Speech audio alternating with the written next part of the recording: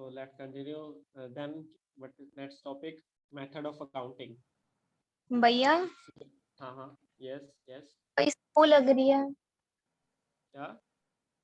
Voice slow आ रही है। एक सेकेंड, सही है तो है। एक सेकेंड रुको, अगर ज़्यादा तो आ रही है। हेलो, अब ठीक है। ठीक है अब? हम्म, हाँ, ओके, चलो। Next topic is method of accounting. तो देखो सीधी सी बात है, सेक्शन 145 तो है, लेकिन अब तुम्हें सीधा सा ये देखना है क्या बात करे वो। Computed in either the cash basis और क्या market basis, that is accrual basis of concept. सीधी से तुम्हें ये अपना ये लिख लेना, मेथड ऑफ अकाउंटिंग क्या है, कैश और मर्केंटाइल बेसिस। और सेक्शन 145 अगर तुमने रेफरेंस देना तो लिखना, वाला इतना कोई डिटेल में नहीं आता। और अगर हम ऊपर वाले नोट्स जैसे इनका नोट्स बनाने हो, तो जैसे अगर ये हमने किया है तो उसके लिए तुम क्या कर सकते हो कि जैसे अगर मैं बताता हूँ भाई एक बार अगर किसी ने कैश फ्लो कर लिए तो अप्रूवल कर सकता है बाद में।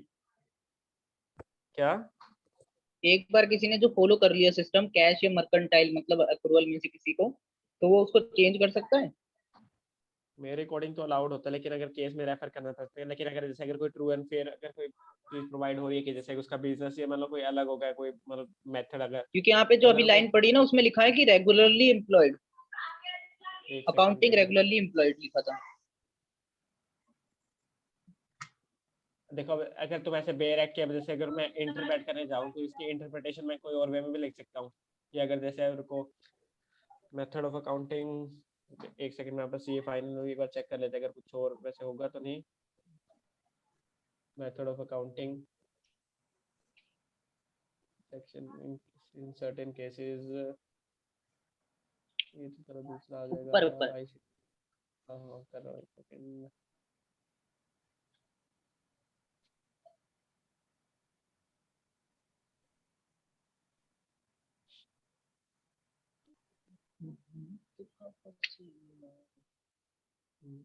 एक सेकंड चलो, साथ के साथ थोड़ा और रेफर कर लेते हैं अगर ज़्यादा डिटेल में चलना है तो।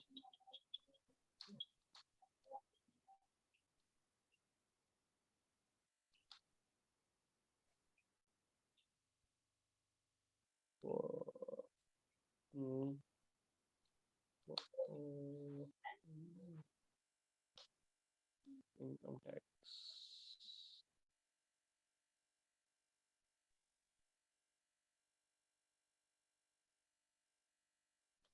देख लेते हैं भाई साहब के साथ अगर कुछ और लिख रखा है कि नहीं।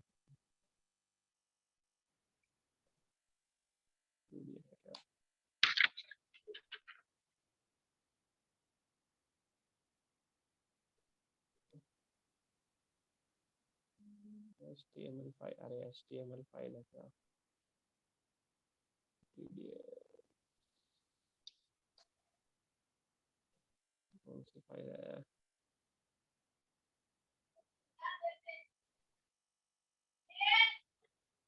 अरे यार ये टाइम वेस्ट। ओके हाँ, रेगुलरली, अब रेगुलरली पे भी क्या के नीचे वो दे रखा है, तो मैं वही खोलता है इसको, पोस्ट करो एक सेकंड को रिकॉर्डिंग। वो 2 पॉइंट बच गए, 2 पॉइंट बच गए ऊपर 145 भी। अरे वो इतने नहीं है तुम्हारे लिए, नहीं है वो इतने। ऐसा मैंने तभी वो कहा था कि ऊपर बस यही इंपॉर्टेंट है कि तुम्हें कैश और मर्केंटाइल पता होना चाहिए। अभी एनहांस कंपनसेशन तुम क्या आगे इनकम फ्रॉम अदर सोर्स में पढ़ोगे तो इसका कोई अभी रेलेवेंस ही नहीं था। ये हम आगे अभी फर्दर चैप्टर इसी के अंदर अभी वही पॉइंट पढ़ेंगे, उसी में पढ़ जाएंगे। ड्रॉबैक असिस्टेंस होता है, तभी मैंने इनको अभी टच वो नहीं किया था। ICDS ठीक है। फाइनल लेवल पे है। जैसे अभी देखो ये ICS 10th है, हमें हमने वो CA फाइनल मॉड्यूल में भी चेक किए थे, ऐसे सेम लिख रखे हैं कि वैल्यूएशन ऑफ इन्वेंटरीज कैसे करेंगे, वो स्पेसिफिक केसेस होते हैं, तो वो फाइनल में आ जाएगा। अब आप रेफर करते अकाउंटिंग हैं सेक्शन स्टैंडर्ड के नाम लग रहे हैं सारे। हाँ वही अकाउंटिंग स्टैंडर्ड्स ही है मोस्टली, जिसके हम जैसे अगर डील करते हैं ना, जिससे तुम्हारी इनकम आ सकती है, मतलब थोड़ी बहुत इनकम जनरेट हो सकती है, उस केसेस की मतलब वो बात कर रहा है कि जैसे डेप्रिसिएशन क्लेम कर, जो मतलब तुम्हारा बिजनेस से रिलेट कर रहा होगा। ठीक। हाँ चलो अभी section 28 income chargeable under head this, मतलब this under this head the various item income chargeable under this head would be are as under income from business और profession, income arising to any person, सबसे पहले any person कोई भी होगा, from business और profession carried on by him at any time during the previous year. जैसे profit का पढ़ के है कि अगर उसने अगर सर्टेन पार्ट के लिए भी रेंडर करी तो भी पीजीपीपी में फॉल कर जाएगा प्रीवियस ईयर के अंडर। और वो हम बिजनेस प्रोफेशन प्रॉफिट करी है कि क्या होता है, अगर वो डील करा तो वो इस हेड के अंदर फॉल कर जाएगा।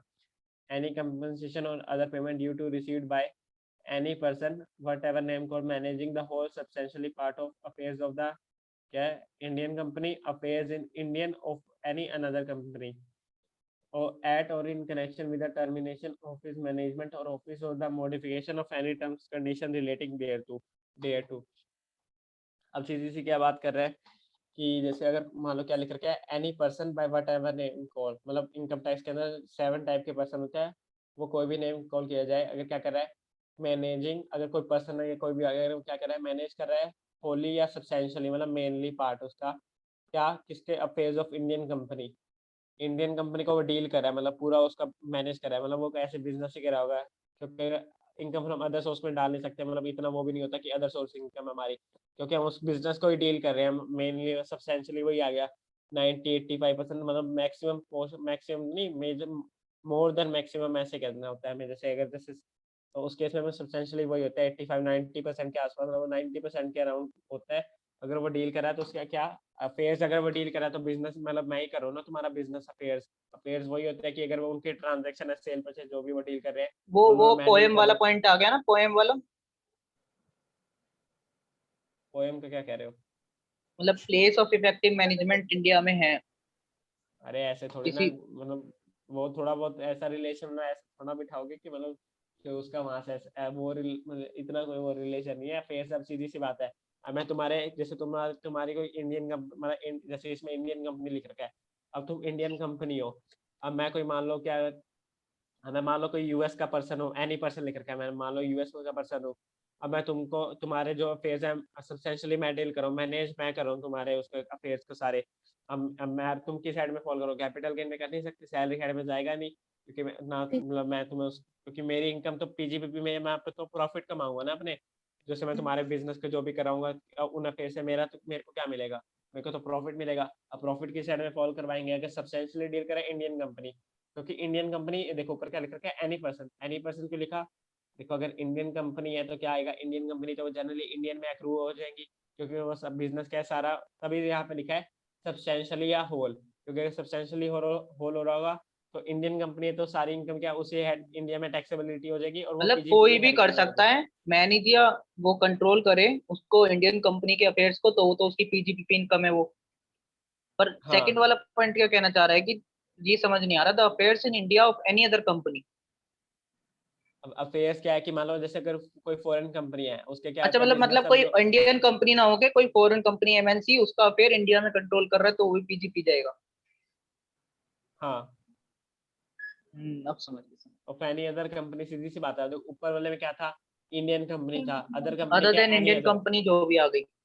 हाँ जो भी इंडियन कंपनी से अदर जो भी आगे वो तभी बात करिए अगर वो अफेयर्स इंडिया में डील कर रहे हैं और उसका कोई पर्सन कोई भी डील कर रहा है तो उसकी जो भी इनकम होगी वो इंडिया वाली वो इंडिया में फॉल कर जाएगी उसकी, वही फिर हम रेजिडेंट तो एक बार चेक वैसे करेंगे ना कि फॉरेन अगर वो कंपनी तो कंपनी नहीं होती है, इस पर लॉ, कंपनी लॉ। नहीं होती फॉरेन कंपनी कंपनी नहीं होती ना। क्या होती है फिर? फॉरेन कंपनी कंपनी ना होके वो होती है, क्या कहते हैं नहीं जो मतलब, मान एज लो पर जो कंपनीज डोमेस्टिक, एक्ट। अरे नहीं नहीं चलो रुको, जो डोमेस्टिक कंपनी नहीं है मान लो जो वो उसकी कंडीशन फॉलो नहीं करी तो तुम वो क्या कंपनी नहीं है, नहीं, ऐसा नहीं कह क्या रहा वो मैं। इंडिविजुअल इंडिविजुअल होगी? नहीं नहीं, वो एक बी से कुछ था, क्या कहते हैं उसको। Body corporate. हाँ क्या बॉडी कॉर्पोरेट हो जाएगी वो? हाँ, मतलब फॉरेन कंपनी कंपनी नहीं है as per Indian companies act. Companies companies act act के 2030 अकॉर्डिंग नहीं है। 2000, हाँ उसके नियम के अकॉर्डिंग। ये तो पहली दूसरी क्लास में बताया था सर ने। अच्छा हाँ, लेकिन वो तुम्हारे रूल्स क्या है अदर देन वो कंपनीज एक्ट है, ये इनकम टैक्स एक्ट है। हम्म। तो वही मैं कह रहा हूँ यहाँ पर होगी कि नहीं, वही मेरा डाउट है। यहाँ अरे पर मैंने अभी मतलब बोला वो, अदर। अभी अभी मैंने बोला वो कंपनीज एक्ट है ये इनकम टैक्स एक्ट है, अच्छा, तो यहाँ पर अभी मैंने यही अरे बात बोली है। अपन कितने क्वेश्चन हंस कर चुके कौन हैं, रहा मैं है। कितनी बार ऐसे देखो चैप्टर 2 में अपन ने ये भी पढ़ा था कि इंडियन जैसे कोई फॉरेन कंपनी थी, मैंने यहाँ बोला नहीं था यूएस बेस्ड कंपनी आ गई, इनकॉर्पोरेशन जैसे आईएनसी वो अदर कंपनीज लगाती है, मैं कितने बार कर चुका हूँ, तो अब ये चीज पूछ रहे हो मेरे से ये वाली आके। ओहो, हाँ अदर समझ क्या गया तुम समझ अदर देन, तुम मान लो इन्होंने जैसे यहाँ पे लिख रखा है any other company, other than Indian कौन सी हो सकती है बताओ? तुमने चैप्टर 2 पढ़ रखा है ना, बताना अदर देन इंडियन कंपनी कौन सी फॉरेन आ ही जाएगी, होगी यहाँ पे, बताना। फॉरेन ही होगी उसके अकॉर्डिंग, तो फॉरेन ही होगी। और कोई नहीं होगी? चलो बाकियों फॉरेन से भी थोड़ा कंपनी। एक, चलो बाकियों हाँ से भी वो थोड़ा तो एक बार बाकी। दिमाग लगवाते हैं, लगाओ भाई थोड़ा दिमाग। अदर देन इंडियन, जैसे अदर देन इंडियन के अलावा और कौन कौन सी हो सकती है? फॉरेन कंपनी होगी ना, दो ही तो होती है, डोमेस्टिक और हैं? Foreign company. डोमेस्टिक और फॉरेन कंपनी दो ही तो होती है। करेक्ट। और उन्होंने देखो चैप्टर 1 सही तरीके से रिवाइज कर रखा है, क्योंकि क्या होता है जो क्लासिफिकेशन ऑफ कंपनीज होती है एज पर इनकम टैक्स क्या होती है, डोमेस्टिक या फिर फॉरेन कंपनी। अब डोमेस्टिक के अंदर होती है इंडियन कंपनी या फिर कोई हाँ, या डिविडेंड फिर अगर वो वो मैनेज कंपनी कर जो रहा है, पार्शली कर दो। हाँ, हाँ डिविडेंड मैनेज करिए, अरेंजमेंट करिए पेमेंट या डिक्लेरेशन का। और फॉरेन कंपनी मुझे होती है याद विच है वो इज नॉट चार्ट बना डोमेस्टिक हुआ था, उसमें कंपनी। उसकी क्लासिफिकेशन हो रखी थी डोमेस्टिक। ऐसे बोलने के बाद याद नहीं होता, जब सीधा पूछो तभी याद आना चाहिए, नहीं तो ऐसे मैं पूछने के तो बाद तो। डाउट में ये, मैं तो डाउट में तो ये हाँ था कि हाँ इसमें foreign company income tax law में अलग है, वहां अलग है, ये पूछ रहा था मैं। वो तो मुझे पता था, वो डोमेस्टिक फॉरेन में जो डिफरेंस था पहले चैप्टर में, वो वाला नहीं, याद था। चलो अच्छा ठीक है, तुमने रेजिडेंट एज पर वो निकाला होगा ना ओपीसी के लिए रेजिडेंट। रेजिडेंशियल स्टेटस, हाँ रेजिडेंशियल स्टेटस एज पर चलो ये ओपीसी के बताओ। लिए। हाँ क्या, अब अब तो एज भाई पर, तो डाउट। हाँ चलो पूछो। चलो एज पर जैसे अगर तुमने ओपीसी के लिए निकालते थे और एज पर इनकम टैक्स निकालते हो, सेम है अलग अलग है? अलग ही होगा फिर अब, क्योंकि अब अब अलग वो ही होगा। इनकम टैक्स, तो क्योंकि वो अब यहाँ पे इनकम टैक्स लॉ के अकॉर्डिंग होगा, वहाँ पे कंपनी लॉ के अकॉर्डिंग होगा। तो ऐसे कंपनी क्यों लॉ बोल में रहे तो हो अलग ही अमेंडमेंट होगा आई है ना शायद? ओपीसी से रिलेटेड, अब ओपीसी से रिलेटेड अमेंडमेंट आई अरे है ना। यार क्या अमेंडमेंट आई है? चलो चलो चलो छोड़ो भाई, मैं रुको फिर रुको। ज्यादा हो जाएगा, नहीं तो company law income tax law घमासान हो जाएगा। वहां पे अमेंडमेंट आई है कि अब 120 डेज मतलब उसकी रेजिडेंस वो देखना है, सिटीजनशिप देखनी है। बस खाली ये लिख रखा है कि तुम्हें, ये लिख रखा है खाली जो अमेंडमेंट आई है कि नहीं नहीं उसमें खाली सिटीजनशिप नहीं नहीं, देखनी है? अमेंडमेंट पहले उसका 180 डेज था। क्योंकि अपन ने, रुको रुको, क्योंकि अपन ने जो चैप्टर 2 किया था रेजिडेंशियल स्टेटस वाला, उसमें भी ये था कि वहां पे जो 182 डेज वाली थी कि जैसे जो एक्सेप्शन में फॉल करती है उनमें भी सेकंड कंडीशन होती है, लेकिन वो डेज सेम हो जाते हैं, इसलिए सेकंड कंडीशन एप्लीकेबल नहीं होती उनपे, मतलब सेम ही हो जाती है, मतलब फर्स्ट सेटिस्फाई कर दिया सेकंड अपने आप ही कर लेगा वो ये होती है, हाँ हटती वो नहीं तो है इनकम कहीं। टैक्स के अकॉर्डिंग अब थी तुम है। कह रहे हो, लेकिन तुम ये कह रहे हो मेरे को उसमें खाली तुम्हें इंडियन सिटीजनशिप देखनी है, मतलब वो जो रेजिडेंशियल स्टेटस है वो हट चुकी है ही नहीं अब, ये वही कहना तो मैं चाहते हो कह तुम? रहा हूँ ना, ये अलग है ना, मैंने कही तो थी कि दोनों में अलग ही होगी, क्योंकि नहीं नहीं, लॉ में अलग है। अरे नहीं नहीं, मेरे को बस तुम ये बताओ, लॉ में जो आई है कि वो बिल्कुल हट हम्म। चुकी है, या फिर तुमने जैसे तुमने ये बोला है मेरे को कि खाली अब हमें इंडियन सिटीजनशिप वो करनी है, वो दूसरी वाली हम्म। हट चुकी है, और नहीं एक ये हटी होता है नहीं कि है, खाली तुम्हें हटी मतलब नहीं चेक है, करनी है तुम्हें बस खाली, हटी नहीं एक है, वो बात अलग 120 अलग, डेज हो गए हैं। वो बात अलग होती है, बेयर एक्ट में जो लिख रखा है वो तुम ऐसा नहीं बोल सकते कि हट चुकी है, मतलब लैंग्वेज का वही डिफरेंस होता है, जैसे अगर किसी को, अब वही बात होती है पेपर में तुम ऐसी ये लैंग्वेज मतलब लिखोगे अमेंड हुई तो है, तुम्हारे वहाँ, रिपील नहीं हुई। हाँ ये बोलो ना, फिर ऐसी चीज बोलो, रिपील हटी नहीं अमेंड है नहीं वो। हुई, मतलब रिपील नहीं हुई, अमेंड हुई है, ऐसा कहेंगे हाँ थोड़ी। ऐसे बोलो, कुछ ऐसा बोलो, हाँ करेक्ट, चलो ठीक है, अब भाई सही ने तो पकड़े। मतलब जकड़ लिया अजय, मैंने तो। तो अरे आगे चलो, वही टर्मिनेशन, वही अब क्या लिख रखा है, मॉडिफिकेशन टर्म देयर, तो ठीक है चलो इतना। अब any person by whatever name called, क्या है, holding an agency in India for any part of the activity relating to business और any other person at termination of the modification thereto. अब सीधी सी वही बात होगी, अपन ने वो बिजनेस कॉम्बिनेशन पढ़ा था ना कि अगर कोई नॉन रेजिडेंट, अगर कोई बाहर से अगर कोई बिजनेस इंडिया में जैसे कोई उसका मैनेज कर रहा है, कोई इंडिया में आके मतलब कोई एजेंट मैनेज कर रहा है, तो इस केस में वही आ जाएगा बिजनेस कॉम्बिनेशन वाला केस। जैसे कोई अदर देन इंडिया वाला है, वो इंडियन एजेंट को आके, मतलब इंडियन में एजेंट है और एजेंट क्या है, वो उसका बिजनेस में डील कर रहा है, उसकी हेल्प कर रहा है प्रॉफिट में मैनेज करने की, एजेंसी है क्योंकि ना holding an agency in India. तो या फिर जो ये एक्ट किया तो खाली डायरेक्ट एजेंसी होल्ड कर रहा है इंडिया में आके, मतलब तो इंडियन जो भी होगी वो टैक्सेबल होगी, जो भी उसका मैनेज करा होगा बिजनेस, क्योंकि इसमें हमने ऊपर भी पढ़ा था ना एक में अगर कोई उसका मैनेज कर रहा है या डायरेक्ट कर रहा है तो वो भी प्रॉफिट उसका वो पीजीपी हेड के अंदर फॉल कर जाता है। तो हमने जैसे वो पढ़ा था तो ये भी आ जाएगा इसके अंदर। any person connection with vesting in the government or any incorporation owned or controlled by the government under any law for timing in force of the management of any property or business। अब इसका क्या meaning है? any person, कोई भी any, ठीक है, or in connection with the vesting in the government or any corporation owned or controlled by under any law being timing for the management of any property or business। एक बार तुम meaning बताना फिर मैं बताता हूँ इसका। बताओ पहले। भैया आपकी वॉइस बहुत स्लो आ रही है। हेलो। हाँ अब आ अब रही है। सही है। हाँ वो माइक की बात नहीं बोलो थोड़ा सा। हाँ बोलो, इसका मीनिंग बताओ। चलो एक बार पहले तुम्हारे अकॉर्डिंग क्या मीनिंग निकलता है इसका, थर्ड पॉइंट का।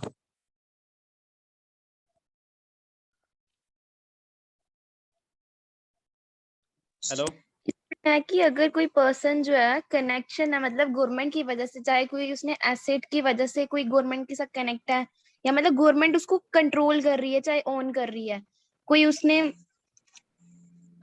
मतलब कोई काम किया या उसका कोई प्रोफेशन है जिसमें उसका गवर्नमेंट कंट्रोल कर रही है उस टाइम पे, चाहे उसकी कोई प्रॉपर्टी है या कोई बिजनेस है उसका, तो वो भी इस हेड के अंदर फॉल करेगा।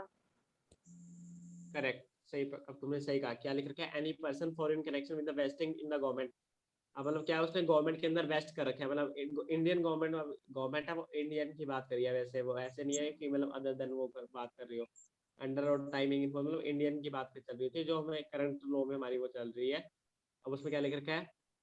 अगर जिसने भी सेंट्रल गवर्नमेंट या मतलब कोई भी गवर्नमेंट के अंदर वो वेस्ट कर रखा है, मतलब कोई इन्वेस्टमेंट कर रखी है, तो जैसे गवर्नमेंट अब जैसे हमें डील कर सकती है। अब हमें तो जो भी हमें उनसे इनकम मिलेगी, जैसे हमें उनसे जो भी इनकम मिलेगी, जैसे मान लो इन्वेस्टमेंट कर रखी है, इन्वेस्टमेंट इनकम जो भी हमें मिलेगी वो पीजीपी हेड के अंदर मिलेगी। क्योंकि क्या है क्योंकि मैनेजमेंट, अब वो मैनेजमेंट करिए तुम्हारे बिजनेस को, गवर्नमेंट भी है।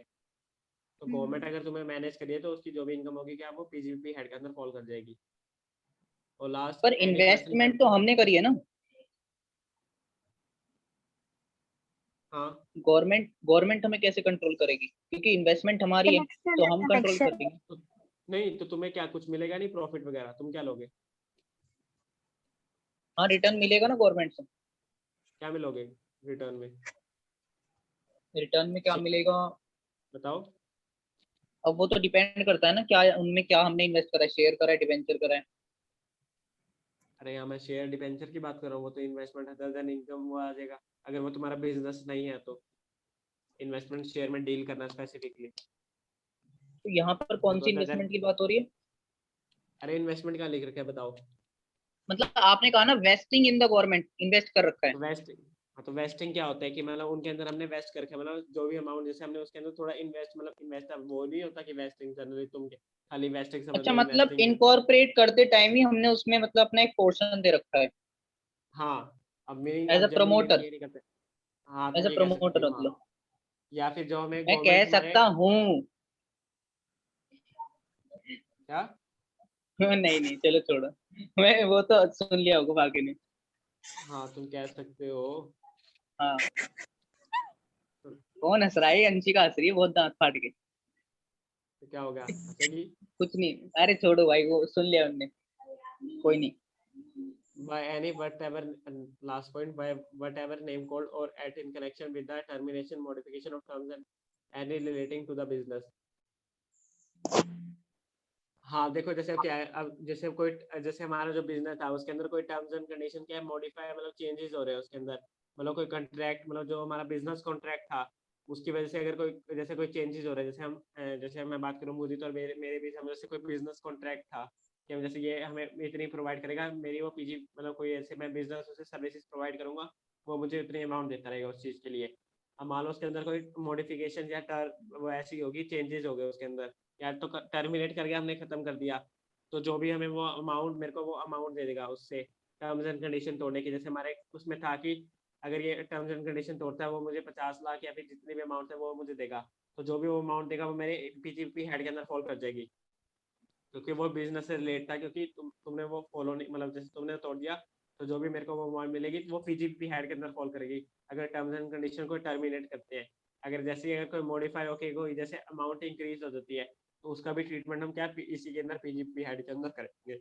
तो ये वाला थोड़ा इंपॉर्टेंट इसलिए हो जाता है कि अगर कोई चेंजेस वगैरह होते हैं तो वो आ जाते हैं। और एक थोड़ा ऊपर वाला डील ये कर सकती हो, मतलब ऐसे आएगा तो नहीं, मतलब ज्यादा मतलब वो नहीं है इतना, ये वाले नहीं आते, ये बिजनेस कनेक्शन के अंदर आ गया। अब ये वो खुद ही एक्सप्लेन ना कर पाए इसको क्या बनाएंगे, तुम उनकी लाइनों से ही समझ जाओगे इतना। तो बाकी मतलब थोड़ा ये हो सकता है कि कोई टर्मिनेशन बेनिफिट्स हो रहे हैं, मतलब कोई टर्मिनेट करके बिजनेस खत्म कर रहे हैं, वो तो अमाउंट मिल रही है उसके, तुम कौन से हेड के अंदर फॉल करोगे, तो यहाँ पे थोड़ा बहुत तुम्हें वो कर सकते हैं वहाँ पे। तो ये वाला पॉइंट लास्ट वाला अच्छे तरीके से थोड़ा बोर्ड में करना है इसको।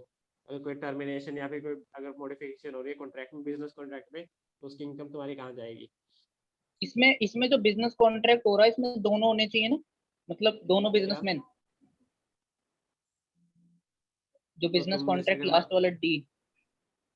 तो जैसे अपन डील कर रहे हैं, कॉन्ट्रैक्ट अपन कर रहे हैं, तो क्या तुम कैसे करोगे मतलब।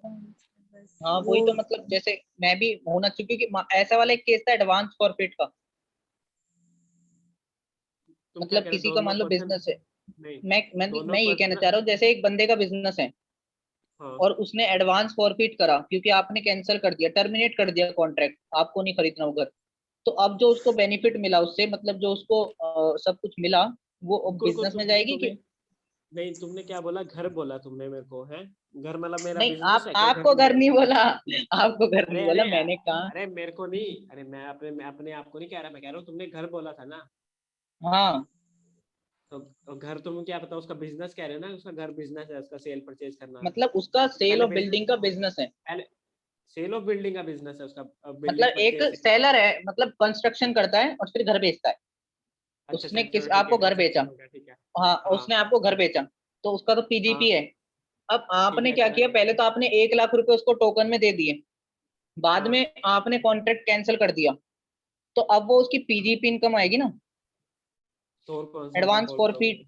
हाँ हाँ, एडवांस पीजीपी फॉरफिट को हो गए।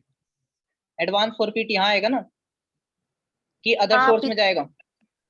फॉरफिट का पीजीबी पे में जाता है। पीजीपी में ही जाता है ना। हाँ हम्म। हाँ ठीक ठीक, यही लेकिन पूछ। अगर जैसे तुम अगर ये यहाँ से मत कंफ्यूज हो जाना कि जैसे अगर कोई, तुम जैसे तुमने इनकम फ्रॉम अदर सोर्स में पढ़ा होगा, एडवांस फॉर फीचर तुमने पढ़ रखा है ना, तुमने हाँ सबका वही वो वही वही, मुझे इसी वजह से डाउट हो रहा है, वहां भी था। तो वहां पे तुमने पूरा पढ़ा था, एडवांस फॉर फीचर के आगे एक लाइन भी लिख रखी थी। क्या चीज? बस तुमने एडवांस फॉर फीचर पढ़ा था, उसके आगे कुछ नहीं पढ़ा। मेरे नहीं हिसाब से पढ़ा तो नहीं होगा। आएगा पीजीबी। तुमने नहीं उसके पीजीबी आगे वही मैं कुछ कह नहीं रहा हूँ ना, लिखा। एडवांस फॉरफिट आएगा तो यहाँ पर ही, क्योंकि अगर बिजनेस हुआ तो obviously यहीं आना चाहिए उसका। अदर सोर्स में कुछ तो लिखा था, मुझे ध्यान नहीं पहले ना इतना गहरा से। पूरा मत माना, एक बार पूरे ना, एक बार सेक्शन के जो नेम होता है ना उसको अच्छी तरीके से एक बार देखा करो।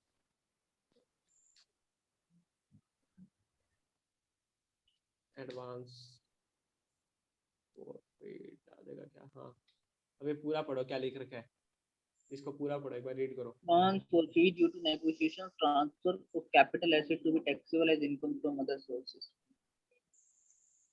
खाली नेगोशिएशंस हुई थी उस केस में, वो भी transfer of a capital asset.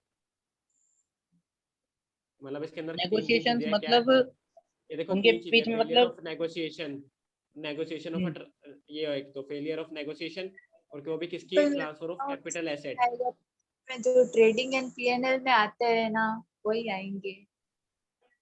हाँ अब उसके अंदर नेगोशिएशन क्या थी तुम्हारी, मतलब तुम्हारी नेगोशिएशन नहीं हुई थी तुम्हारी, एडवांस फॉरफिटेड वो तो तो है ना, कैपिटल। बैलेंस होता है। समझा अब समझा देखो समझा। तुम्हारी, अगर देखो जैसे तुम house cell purchase of building का कह रहे थे, और तुम्हारी की सेल परचेज क्या है, बिल्डिंग क्या है तुम्हारी, वो कैपिटल एसेट भी तो आएगी तुम्हारी। तो वो एडवांस फॉरफिट मतलब अदर सोर्स का हो गया ना वो वाला, हाँ जो मैं अब कह तो रहा था। वही है ना, अब नेचर पे डिपेंड करता है ना, तुम क्या कह रहे हो। अब लैंड और बिल्डिंग तुम्हारी अगर बिजनेस क्या तुम्हारी कैपिटल एसेट है, अब तुम्हारा उसके नेगोशिएशन पे क्या है, नेगोशिएशन के बेसिस पे है, तुम्हारा एग्रीमेंट नहीं बना था अभी, नेगोशिएशन चल रही थी तुम्हारी अभी। और अगर वहां पे एग्रीमेंट बन जाता कि मैं ही लूंगा और बाद में कैंसिल होता तो? एग्रीमेंट बनने के बाद तो तुम्हारी गलती है, एग्रीमेंट बन चुका था वो तो, एग्रीमेंट डील होने के बाद वो थोड़ी ना होता है। एग्रीमेंट बना करने के बाद वो तो मैं तो अपने पास ही रख लूंगा, वो तो ऐसे वो नहीं होता कि मैं तुम्हें ट्रांसफर कर दूंगा वो अमाउंट। नहीं हाँ वो तो बात है, वो अपने पास ही रख लेगा, पर फिर वो ट्रीट कैसे होगा? अदर सोर्स ही। अदर सोर्स में कैसे करोगे? नहीं मतलब मैं नेगोशिएशन का मतलब नहीं समझ रहा, मतलब नेगोशिएशन एग्रीमेंट से पहला है कि एग्रीमेंट के बाद? क्या नेगोशिएशन क्या बोल रहे हो? मैं कह रहा हूँ नेगोशिएशंस का मतलब क्या है, कि बस सिर्फ बातचीत ही हुई थी और उसने पैसा दे दिया, या फिर एग्रीमेंट होने के बाद पैसा दे दिया? दोनों एग्रीमेंट केस होने अगर नेगोशिएशन। रुको रुको रुको, अगर देखो तुम ये कह रहे हो एग्रीमेंट अपना हो गया, मतलब तुम भी सेटिस्फाई थे ना, तभी तुमने साइन किया होगा एग्रीमेंट पे। हम्म। फिर नेगोशिएशन क्या हुई? नेगोशिएशन होगी होंगी तभी तो एग्रीमेंट बना होगा। अच्छा, ठीक है, मतलब दोनों केस वहीं जाएंगे, अदर सोर्स, समझ गए। ये अभी भी, अरे दोनों अदर सोर्स में कैसे जाएंगे? मतलब आपने, मतलब मैंने आपको, मैं देखो, आप कंस्ट्रक्शन, मतलब आप हो सेलर कंस्ट्रक्शन वाली बिल्डिंग हाँ के। मैंने आपसे भी एग्रीमेंट नहीं करा, पर 2 लाख रुपए दे दिए कि मैं ही लूंगा, अभी एग्रीमेंट नहीं करा, रिटर्न एग्रीमेंट नहीं है, फिर कैंसिल हाँ होता है तो अदर सोर्स ही है। हाँ, ठीक है, करेक्ट, ये ठीक है तुम्हारा। और अगर हाँ, हाँ तो फिर तो पक्का अदर सोर्स है, बट अगर एग्रीमेंट हो गया उसके बाद कैंसिल करा तो वो तो एक तरीके से टर्मिनेशन हो गया, हाँ तो वो पीजीपी में आएगा, मतलब ये कह रहे हो आप? हाँ, तुम्हारा यही तो है, टर्मिनेशन हुआ मतलब तुम्हारा एग्रीमेंट तुमने तोड़ा है। हाँ ठीक है, अब समझ गया, termination of business is there on हाँ, नेगोशिएशन। टर्मिनेशन ऑफ ठीक बिजनेस ठीक। नहीं है, टर्मिनेशन ऑफ टर्म्स एंड हाँ कंडीशन ऑफ मतलब टर्मिनेशन ऑफ कॉन्ट्रैक्ट, कॉन्ट्रैक्ट मुंह से गलती से निकल गई मेरे। हाँ, ऐसे तो ये पेपर में गलतियां होती है, कुछ लोग ध्यान आ गए, कुछ और वर्डिंग गलती आते हुए सारे नंबर जाएंगे। वो डायलॉग है ना, मुंह से निकल गई। हाँ कोई नहीं, चलो चलो हम आगे चलते हैं। अब क्या लेकर के आए? फ्रॉम स्पेसिफाइड टाइम, वैसे 5 मिनट है, कोई जैसे कोई ऐसा करता हूँ थोड़ा जल्दी हो जाए। चलो इसी को ही कर देते हैं। Income from specific services performed by or its member by a trade, profession or business. Income derived by a trade, professional or similar association with specific services is rendered by him to their members. It may be noted that this forms an exception to the general principle governing the assessment of income of mutual associations such as chambers of commerce, stockholder association. As a result, a trade, professional, similar association performing specific services for its member is to be deemed as carrying on a business in respect of the services, and on that assumption the income arising therefrom is to be subjected to tax. For this purpose, it is not necessary that the income received by association should definitely or directly related to these services. अब देखो इसका क्या meaning कर रहा है, देखो इतना थोड़ा ना कॉम्प्लिकेटेड तो है, अब ये ऐसा तो नहीं है कि सिंपल इजी सा है बिल्कुल ही। अब देखो, अब पेपर के पॉइंट ऑफ व्यू से बात करोगे, ये इतना रेलेवेंट नहीं है ये वाला पॉइंट। ऊपर वाले थे, ऊपर वाले में भी जैसे लास्ट वाला पॉइंट, डी वाला पॉइंट थोड़ा ज्यादा रेलेवेंट था। एक सबसे फर्स्ट तो बहुत ही रेलेवेंट है कि वो पीजीपी तभी फॉलो करोगे अगर वो बिजनेस में डील कर रहा है। तो सबसे पहले कि यही चेक करना होगा तुम्हें। अगर कोई एमसीक्यू आता तो एक बार उसमें चेक कर लेना बिजनेस है कि नहीं है उसका। ये बिजनेस ही ना हो तो हम टैक्सेबिलिटी वो तो बस एक बार वो चेक कर लेना ऊपर ध्यान से। एमसीक्यू के लिए बड़े क्वेश्चन में नहीं आएगा, छोटे में चेक कर लेना फिर भी। इनकम क्या लिख रखा है? Income derived by trade professional from specific rendered by them to their members. कि मान लो क्या लिख रखा है, अब टू देयर मेंबर्स। अब इसमें क्या बात कर रहे हैं कि जैसे बात करें हम, एक सेकंड में थोड़ा एग्जांपल सोच लेता हूँ। इनकम